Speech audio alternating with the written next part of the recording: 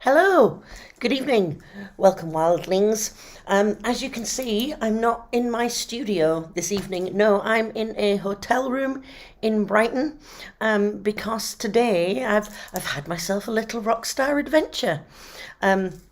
Yes, this week has been the busiest week I've had in the last 2 years, basically. Well, not quite 18 months since the beginning of lockdown. So the last time I played live was the 13th of March 2020 at the Left Hand Path Consortium down in Weymouth in Dorset. And I even cut my journey short following that to make sure I got home in time, because obviously at that point nobody knew what was going on. We didn't know if the trains were going to stop. So I hot-tailed it back up to Nottingham and then shut myself inside for 18 months. And a lot has changed in those 18 months. Not just the world as we know it and the outside world, a post-pandemic world, or a almost post-pandemic world. Yes, lots has changed, just about everything. The world has changed, but that's not exactly all that I meant. I've changed quite dramatically in the last 18 months. It's been quite a period of reflection for me. It's allowed me to go deep in, and do the inner work, and kind of figure out where my life is going. I felt like I've been transitioned from being a younger woman into now like my middle age. I'm midway through my 40s, and And the world has a very, or rather not, the society has a very sort of specific, not always positive view of older women, particularly middle-aged women, when they themselves are, you could say at the top of their game. They have the most experience that they've ever had. They've had the most they have most knowledge and wisdom, and most advice to offer, and have experienced many things in their lives. They perhaps, by the time, if they have chosen to have families, it might be that this is the first time that they're actually seeing a little bit of independence, stepping away from the role of mother as their kids become older and a little more independent. And yeah, so they're coming back to their own identity. And at this point, society appears to sort of squish them a bit and says, oh, no, you can't come back to society. You must remain in that very stereotypical role. And that's an issue, that's a challenge that women, middle-aged women, pre-menopausal women, can face. And it's a really old, it's a really old story. There's nothing the patriarchy fears more than a shape-shifting woman, is one of the things that I said last night, a phrase coined by my coach, Ali Mapletoft. Speaking of which, that's the reason why I'm down in Brighton. So this evening's live, I'm going to be sort of reflecting on all of the things that I've been able to experience today, all of the wonderful speakers, just the experience of, first of all, I've taken a journey out, not just outside of my house, but on a train to the other end of the country, to participate in a public event. That's a big step, back out into the world. But the event itself was something also quite special. The women that I've been working with on my coaching course, it was the first time I'd met them in real life. They had just been faces like this on a computer screen, or on the other end of the phone, or whatever it was. But we were all in the same room. It was very special, and needless to say, the energy was beautiful. But these were the things that we were discussing. The event, Creatrix Rising Live, was designed as the brainchild really of Ali Mapletoft, but it was designed to bring together creative women who are business owners, who want to throw off the shackles of old narratives, in that creative people don't make money, it's not a real job, all of these narratives. It's been a long day. Hell, it's been a long week. But it's okay. I've got a cup of tea. It's all good. The women that were there, they're wanting to throw off this old-fashioned view that artists don't make money, that it's not a proper job, that there's so many things. And on top of all of the kind of creative challenges that it comes from being a creative person trying to make money, earn a living from your creative practice, there's another layer on top of that as women that we face. And this is not diminishing from other types of disadvantages, discriminations, or privileges. This is just saying this is one of them. And yeah, women do experience, because of what's considered traditional roles within whatever culture you find yourself in. There are traditional roles for the binary genders, the polarized genders, and a lot of women find themselves sort of trapped or stuck in being of service, the idea of women being of service to the family, to the household, to their partner, particularly in a heteronormative way, to their husband, to the man of the household, if you're looking at it very traditionally. So how do women step outside of that, and also towards something that is, important, a part of who they are, of their identity, and not have that viewed as a luxury, as a hobby, as something that takes them away from their family. But everybody needs time away. Not one person can be everything to another person. So we need time away. We need time to grow, and we need time to have a bit of silence and a time to understand who we are.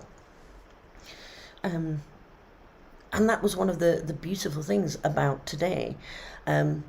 We had a room of women who've all been working on themselves.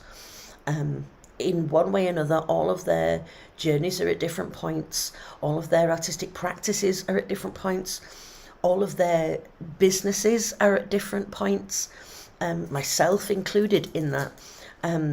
We're all at a different point on our own unique journeys, and yet there were still so many shared experiences and shared themes and stories that we could understand, of one another, and that kind of connection, that community, the sort of the one thing, or those two fundamental things that bind us. We are all women, and we are all creative in business, and weighing up how the rest of our life experiences impacted on those two things that brought us commonality. And I've had the privilege to listen to some amazingly powerful and inspirational women today.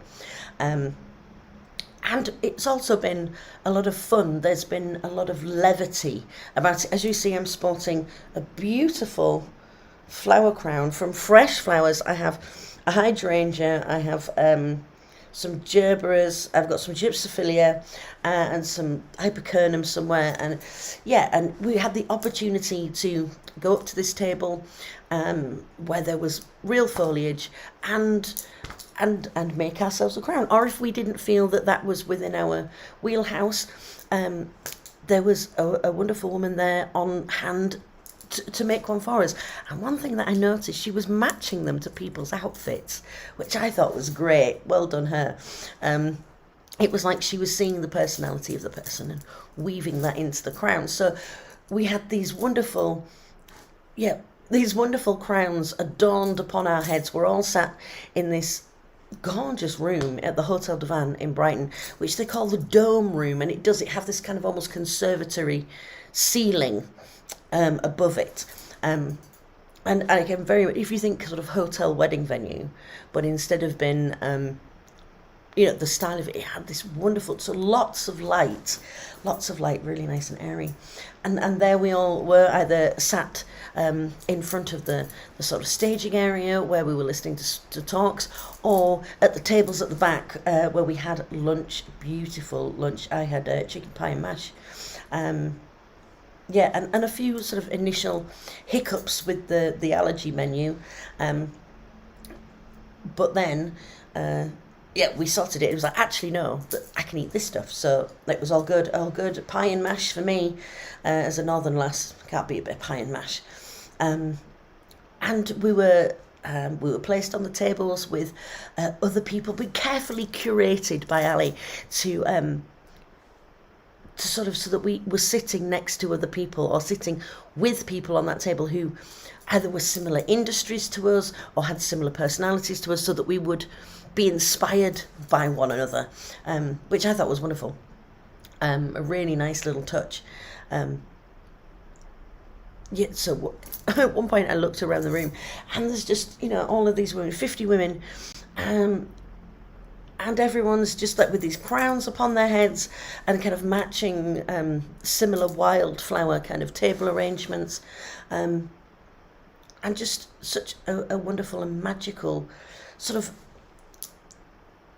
yet full of potential. There was just so much potential and so much love. I mean, yeah, you could get a bit gushy about it, and there was quite a few emotional moments throughout the day, but I think really was, how did Ali coin it? She said, you know, give yourself the opportunity to say yes to yourself and be in spaces with other people who say yes to you. Now, this is not, surrounding yourself with sycophantic people who will just do anything you want. It's being in the spaces where you can share and hold your vision of what you want out of your creative practice, out of your, what you want your life to look like, and sharing that vision with other people who will support you. It doesn't have to be their vision, doesn't have to be their ethic or anything. It just has to be the fact that as another person, another woman in with a creative business, here is a space for you to support one another. And that's really what it was. Fantastic. This live isn't going to be as long as my usual ones, as you can tell, because I'm very tired, and I'm not quite sure how long my Wi-Fi is going to last. I had a bit of problem getting on earlier, but some of the things I do just want to we had a wonderful keynote speaker called Elif Kobe, I think that's how you pronounce her name, forgive me if I'm wrong, who told her story of coming to the UK 20 years ago as a young woman, an immigrant, unable to speak the language, and just did not let go of her dream, and is now like fashion designer extraordinaire, featured in Vogue, long list as long as your arm, because she held on to her vision.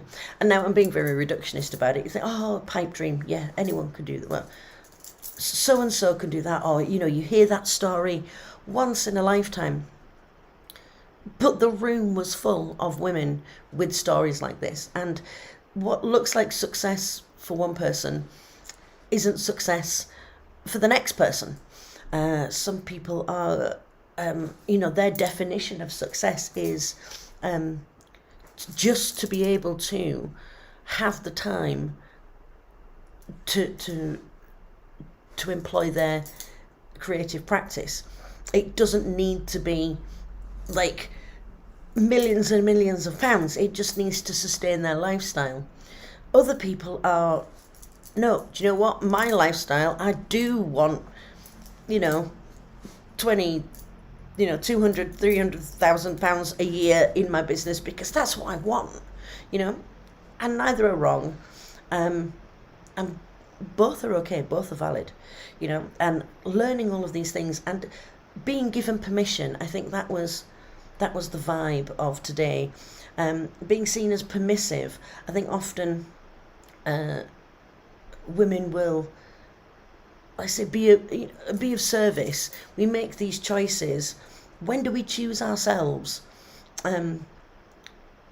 Again, the social convention, pressure from family members, perhaps, from your peers, to fit into a certain role, to fulfill a certain duty or a certain I would say like job description, but a certain role within the household of being caregiver, of providing the service of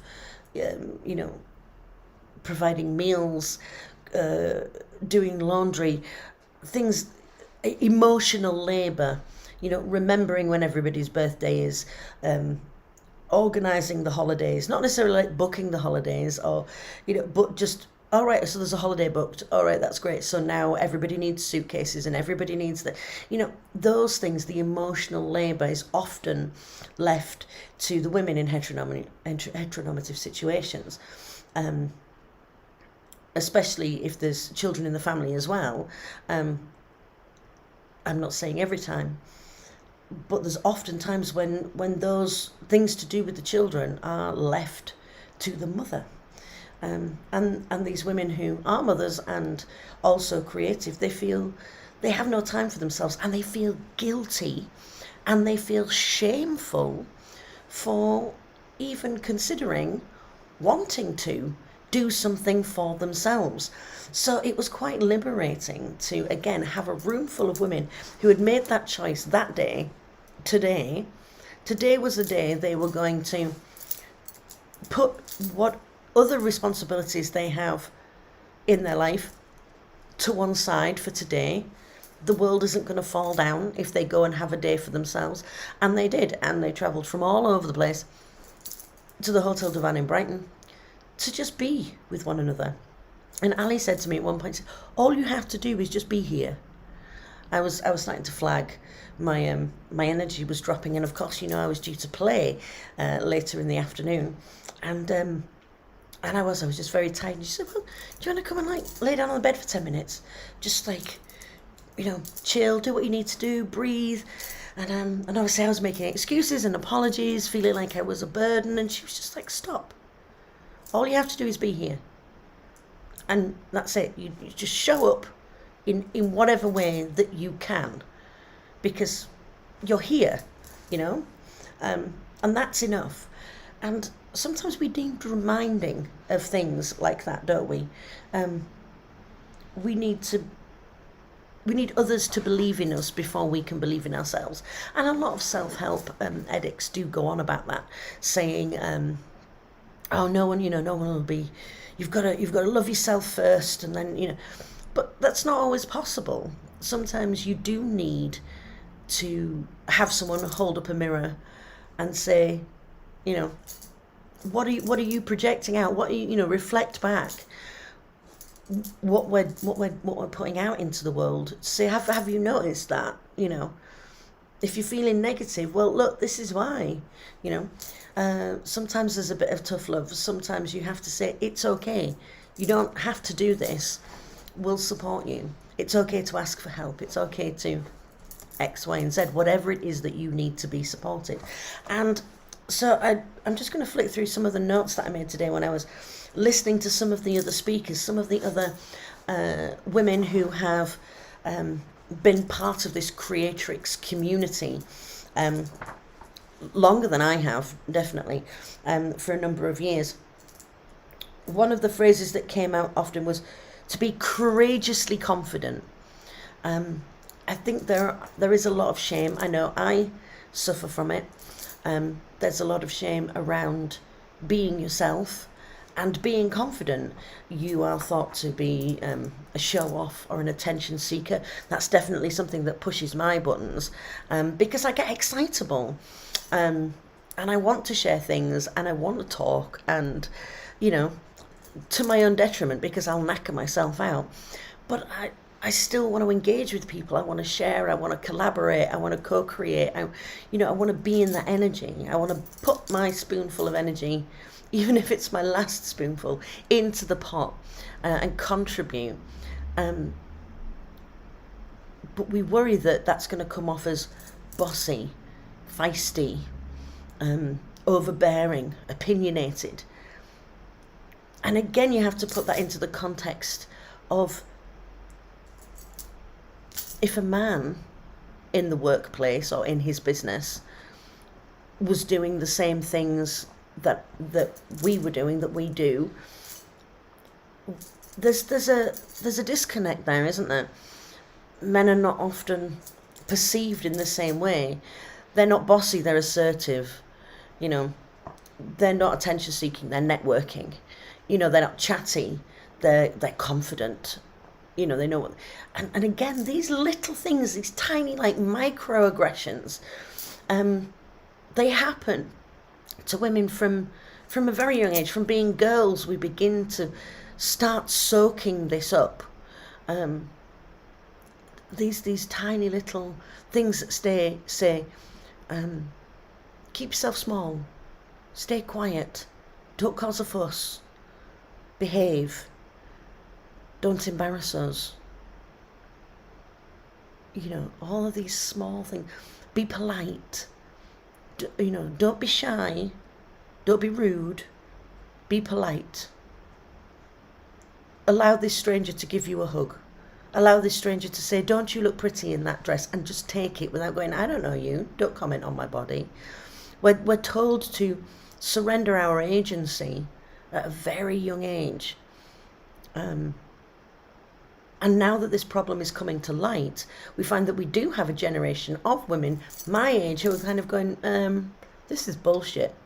And we're not going to put up with it. We're not going to allow it to happen to the young girls that are now following on behind us. We're going to nip this in the bud, and we have a voice, and we're going to stand up and use it. So to be courageously confident, that was something that stood out to me.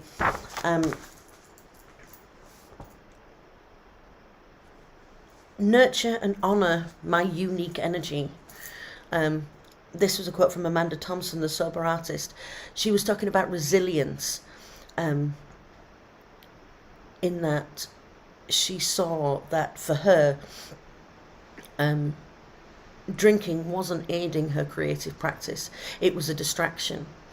And so she made the decision to go sober, and now she engages in community where there are creative people. Now, I fall into this trap as well. Especially as a musician, and a lot of people in the entertainment industry do. We are working in the evening when everybody else is socialising. So they go to work during the day. They don't drink during the day, but they'll go out in the evening and they'll have a drink, glass of wine, few pints, few shots, whatever. But we are going out to work at 8 o'clock. Where are we going? We're going to these social spaces, to bars, clubs, pubs, events, weddings, festivals, where everybody else is having a good time, and we're working and on the clock. But there's no taboo against drinking in that environment, and that's what we do. And it just seems normal, but actually, what is the is there a benefit to it? Is that, well, I'm starting to think. I mean, for those of you who know me socially, I can be a bit of a party animal. But again, this is part of this transition. It's like, do I need to do that? Do I need to do that all the time? Do I need to do that while I'm working?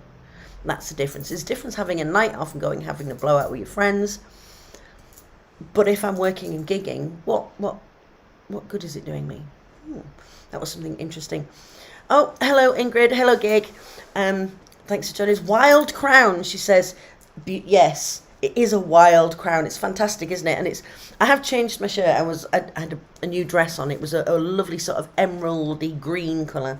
But obviously we have to have a little bit of red in. So I've got a red hydrangea, and I've got put home and put my t-shirt on. New merch, by the way. I cut the neck out of all my t-shirts. They don't come like this. They do come with a standard neck. But here we are. Here's the. I'll quickly stand up so you can see. Here is a new t-shirt in maroon with the Howling Wolf on it. I adore it. I love this colour, obviously. Yes, so if you missed a Gig, we're saying that at the event today, we all made floral crowns, and we were just wearing them all day. Now, for those of you who don't know, or maybe not put the two things together, the word crone, which is often used as a derogatory term for older women, a crone, and we get this idea of like an old gnarly woman with warts who lives alone, who's eccentric with crazy hair and many cats, and is a witch basically. And what is a witch? A witch is a woman who stands in her own power.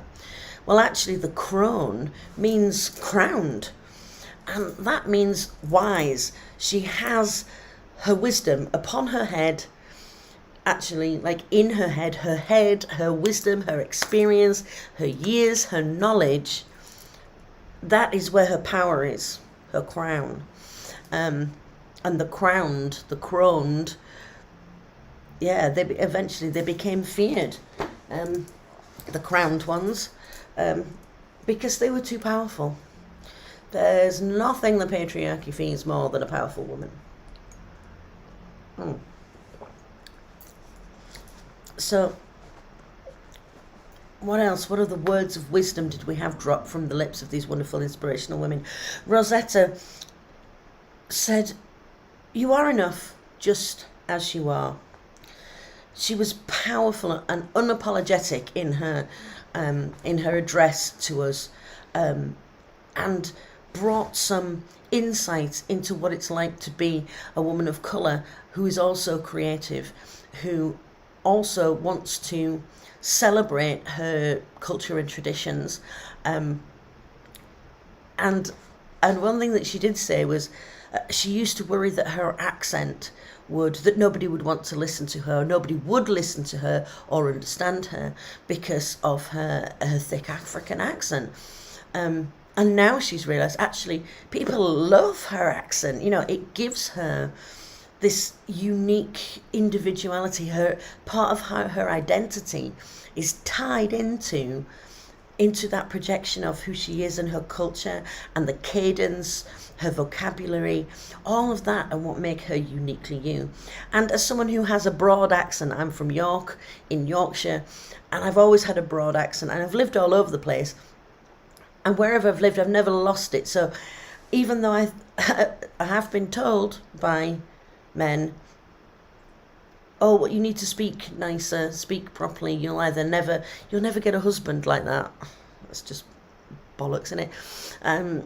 But yeah, sort of saying you need to not be so crass or uncouth. I'm like, I'm neither of those things. I've just got a broad accent. So again, she had experienced not just the misogyny of standing in her own power, but also the racism of, oh, I can't understand what you're saying. All of the things connected with her race and her culture that set her apart, that give other people cause to see her as other, as separate. So that was very insightful. And she was an inspiration to watch. And her message to us was to do what we really enjoy, that we carry our stories in our hearts, and that we should create art based on the way that we see the world. That you don't need to, go to art school or university or all of these things, that art comes from within.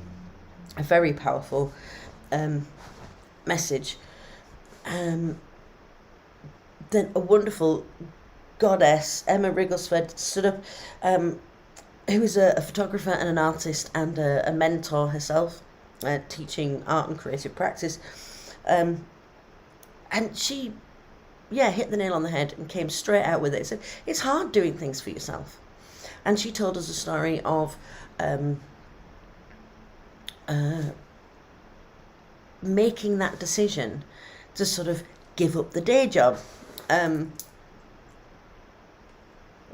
Making the decision to, invest in her business, in her creativity, in her art, in herself.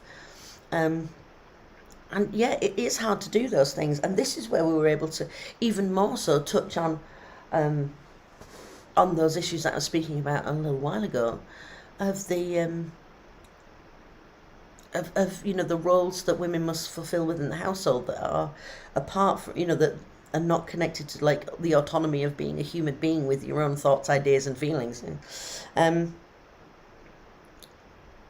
Having a shift of suddenly realizing that, she can be authentic and still credible, asking for support and being in these spaces. Something she said hit me very hard was, for the first time she feels seen.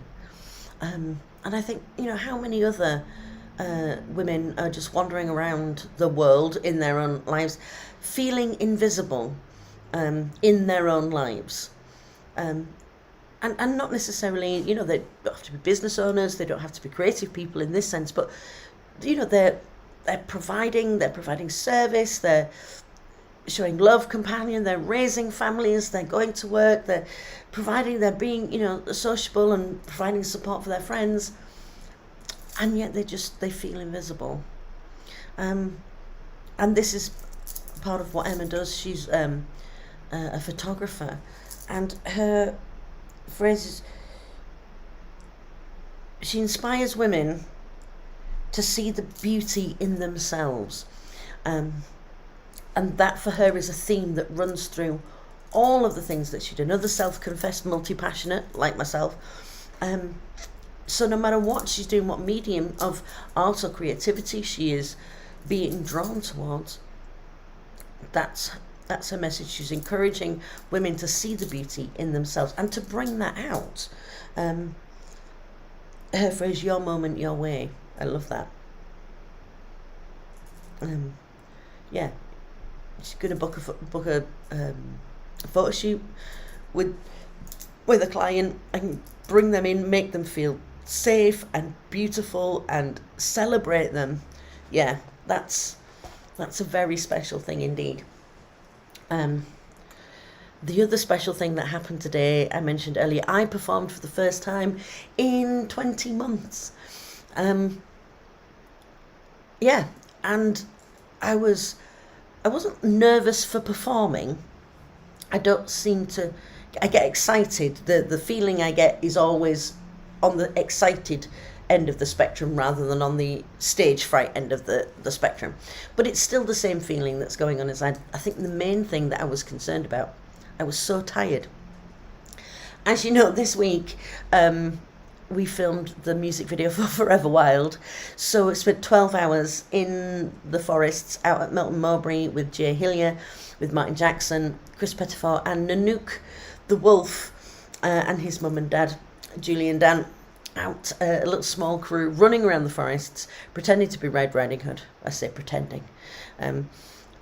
Being Red Riding Hood, filming a music video with fire and guitars and props and set and dog treats and axes and all sorts of malarkey. And film shoots are tiring in themselves. Yes, there's a lot of standing around while your thing's not happening. But with such a small crew, you end up pitching in. And as obviously like the leader of the shoot in terms of it's my project, yes, we had the fantastic Jay there as sort of like the DP, the director of photography, setting up the shots and getting it to happen. But because it was quite a narrative, he wanted me to participate in the direction, which I'm happy to do. I enjoy the production aspects of things like this. But it did mean that I couldn't sort of just go and have a cup of tea and sit down and do, I was kind of constantly involved, and that's just one of those things. So I had a very full day, which meant that Wednesday, the day after, I couldn't do pretty much of anything. And I did manage to get my case packed and get my stuff together, even though I had been sort of doing that, in the week before. Managed to get everything together, got myself on a train on Thursday and got down here last night.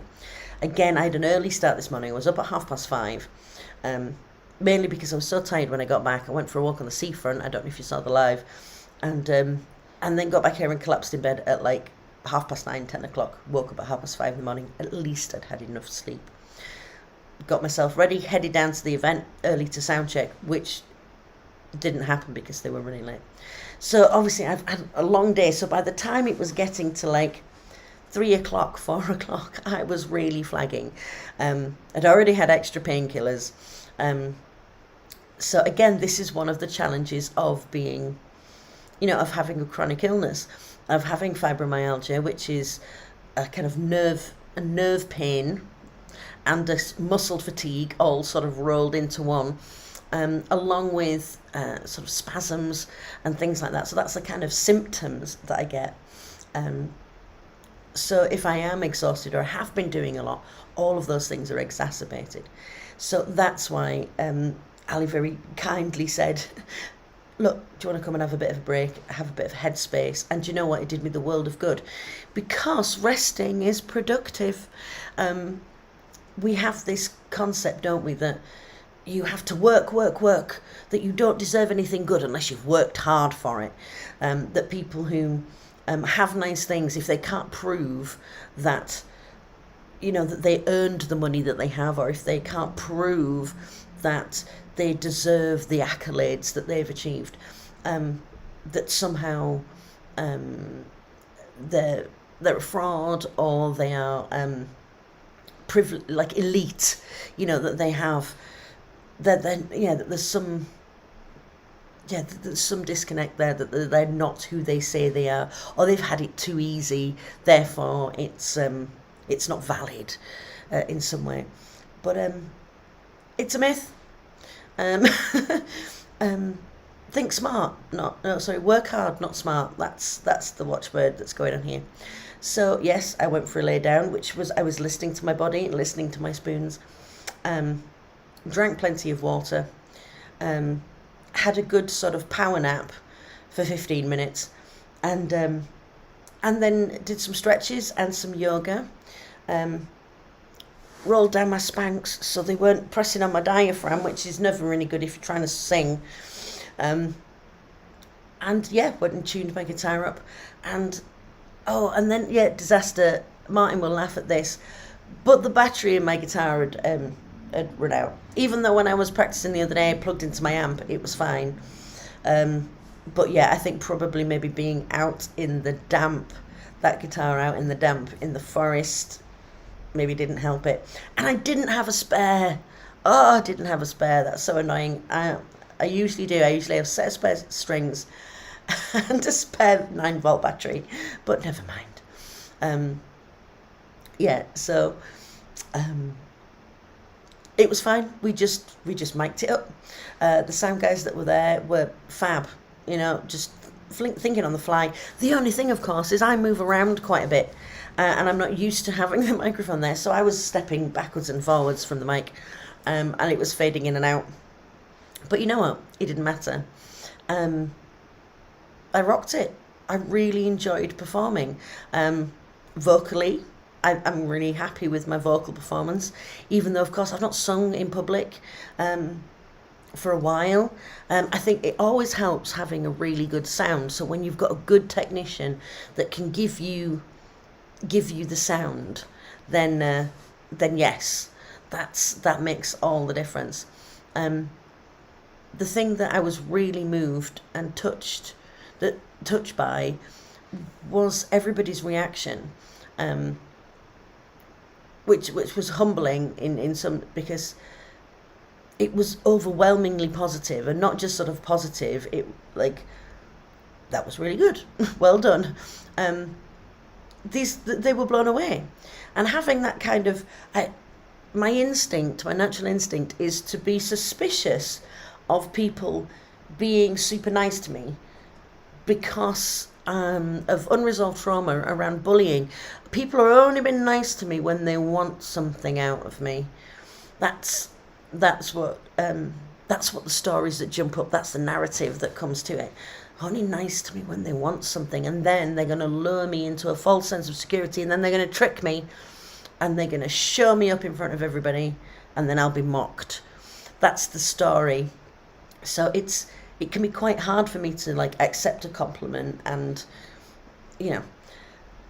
but I was in a room full of women who had my back. They weren't just saying it because they were saying, just to be nice, or just to save face, or just to appear cool. They had genuine interest, because, and it might be just a penny drop moment for me now, but I connected with them on a level. I was able to tell my stories in an authentic and engaging way about my lived experiences, and deliver them with quality, and move them, give them an emotional response, which is again something that we have been constantly talking about in the sessions with Ali, about with my coach, that sort of say the point of art and gaining gaining either fans or customers or clients or whatever it is as a creative business person.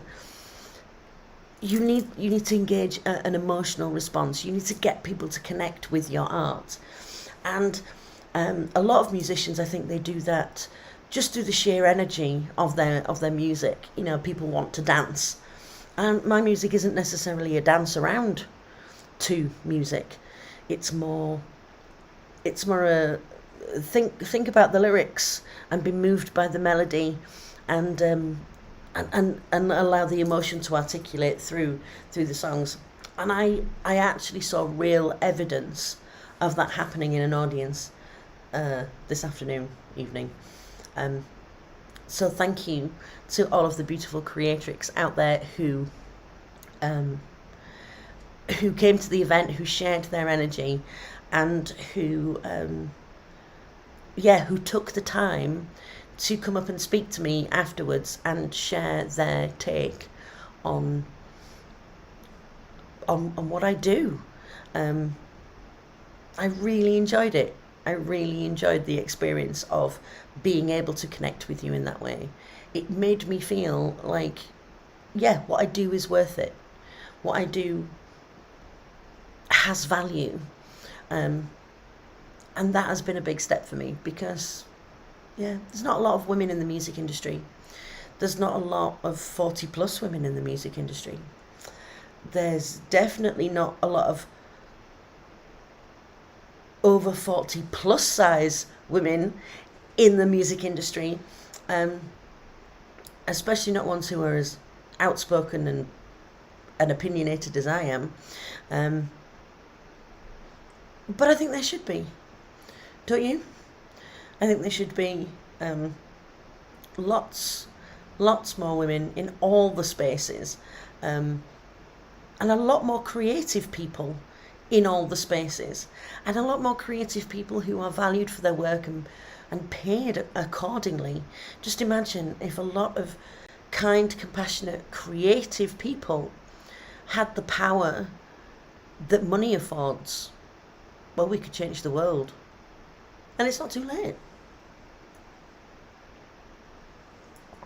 We can definitely still change the world. So those are my reflections on today's amazing inspirational event in Brighton, the Creatrix Rising live. So once again, I'd just like to thank Ali Mapletoft and her team, Rachel, Donna, all of the people behind the scenes.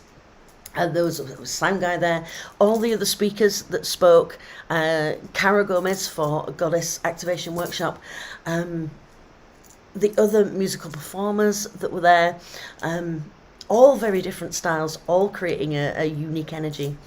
I've got lots of photographs and lots of other things to share, so make sure that you are keeping an eye on my Instagram, which is at keepmeforeverwild.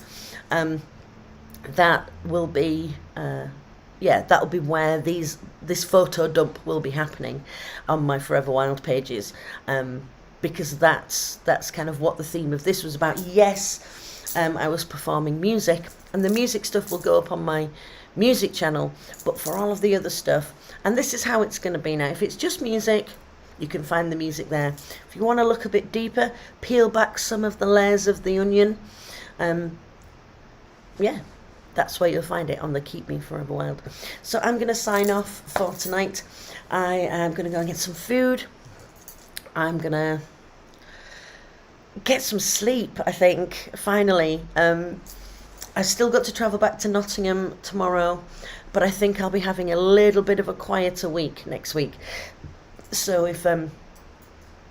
if you don't hear from me quite so much, that'll be why. But don't worry, I am still here. So please leave me a comment. What are your thoughts and opinions on being a creative person and your business as a creative business? For women out there, do you have any extra layer of sort of lived experience to add to the pot on the themes that I've been talking about regarding the challenges that we face as women navigating the creative industries? Again, let's start a conversation. Let's actually talk about some stuff that matters, that can make a difference. In the meantime, thank you all for tuning in this evening, and I'll speak to you again soon. Stay wild.